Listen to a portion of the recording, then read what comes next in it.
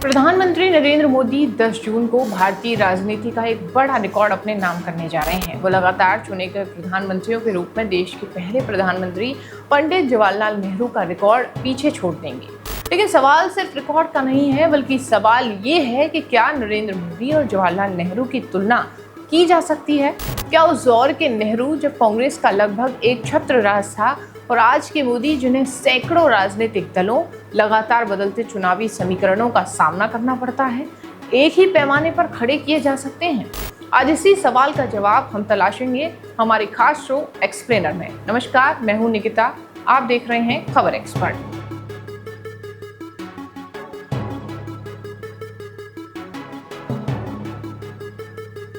भारत का लोकतंत्र दुनिया का सबसे बड़ा लोकतंत्र है, लेकिन ये हमेशा ऐसा नहीं था जैसा आज दिखाई देता है।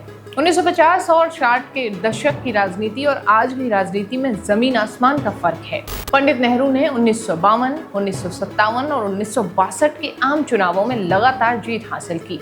स्वतंत्र भारत के पहले प्रधानमंत्री होने के नाते उनके सामने देश निर्माण की ऐतिहासिक जिम्मेदारी थी। दूसरी ओर नरेंद्र मोदी ने 2014, 2019 और 2024 के लोकसभा चुनावों में लगातार जीत दर्ज की और तीसरी बार प्रधानमंत्री बने। हालांकि 2024 में भाजपा अपने दम पर बहुमत हासिल नहीं कर सकी, लेकिन एनडीए गठबंधन को स्पष्ट बहुमत मिला और मोदी फिर प्रधानमंत्री बने। प्रधानमंत्री नरेंद्र मोदी ने पहली बार 26 मई 2014 को शपथ ली। इसके बाद 2019 और 24 में भी उन्होंने सरकार बना ली।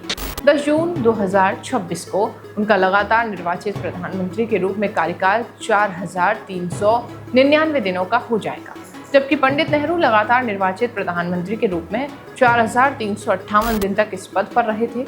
हालांकि कुल कार्यकाल के मामले में नेहरू अभी भी आगे हैं। वे 15 अगस्त 1947 से 27 मई 1964 तक भारत के प्रधानमंत्री रहे। अब बात करते हैं दोनों नेताओं के राजनीतिक माहौल की। जब पंडित नेहरू प्रधानमंत्री बने तब भारत नया स्वतंत्र हुआ था। कांग्रेस सिर्फ एक राजनीतिक दल नहीं था, बल्कि आज़ादी के आंदोलन का सबसे बड़ा चेहरा भी थी। जनता के मन में कांग्रेस के प्रति भावनात्मक जुड़ाव था। विपक्ष मौजूद था, लेकिन बेहद ही कमजोर। संगठन, संसाधन और राष्ट्रीय पहचान के मामले में कांग्रेस के सामने कोई भी दल टिक नहीं पाता था। कई राज्यों में कांग्रेस लगभग स्वाभाविक राजनीतिक विकल्प बन चुकी थी। नेहरू आधुनिक भारत, लोकतंत्र और संस्थाओं के निर्माण का चेहरा थे। जनता उन्हें राष्ट्र निर्माण के प्रतीक के रूप में देख रही थी। यही वजह थी कि उनकी चुनावी जीत केवल सत्ता की जीत नहीं, बल्कि नए भारत के विजन पर जनता की मोहर भी मानी जाती थी। अब आते हैं नरेंद्र मोदी के दौर पर। आज का भारत पूरी तरह से बदल चुका है। राष्ट्रीय दल हैं, क्षेत्रीय दल हैं, जाति आधारित दल हैं, भाषा और क्षेत्रीय पहचान पर आधारित राजनीतिक ताकतें हैं। सैकड़ों पार्टियां चुनावी मैदान में उतरती हैं और कई छोटे दल भी बड़े बड़े समीकरण बदलने की क्षमता रखते हैं।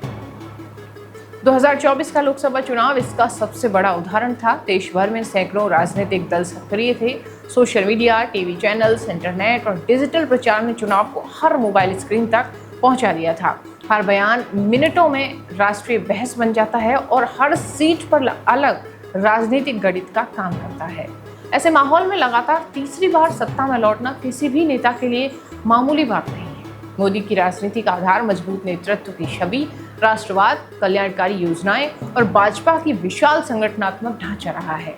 उन्होंने सीधे मतदाताओं से संवाद की शैली विकसित की। उज्ज्वला, पीएम आवास, शौचालय, जल जीवन मिशन, आयुष्मान भारत जैसी योजनाओं के लाभार्थी वर्ग को भाजपा के राजनीतिक आधार से जोड़ने की रणनीति भी अहम रही। महिलाएं, युवा और लाभार्थी वर्ग उनके चुनावी समर्थन के प्रमुख स्तंभ बने। लेकिन केवल चुनावी प्रतिस्पर्धा ही दोनों नेताओं के बीच सबसे बड़ा अंतर नहीं है। दोनों के सामने चुनौतियां भी बेहद अलग अलग थीं। बात करें नेहरू की, तो नेहरू के सामने विभाजन के बाद का भारत था। उन्हें लोकतांत्रिक संस्थाओं को खड़ा करना था, संविधान को व्यवहार में लागू करना था, राज्यों का पुनर्गठन करना था, गरीबी और अशिक्षा से लड़ना था और दुनिया को ये साबित करना था कि भारत में लोकतंत्र सफल हो सकता है।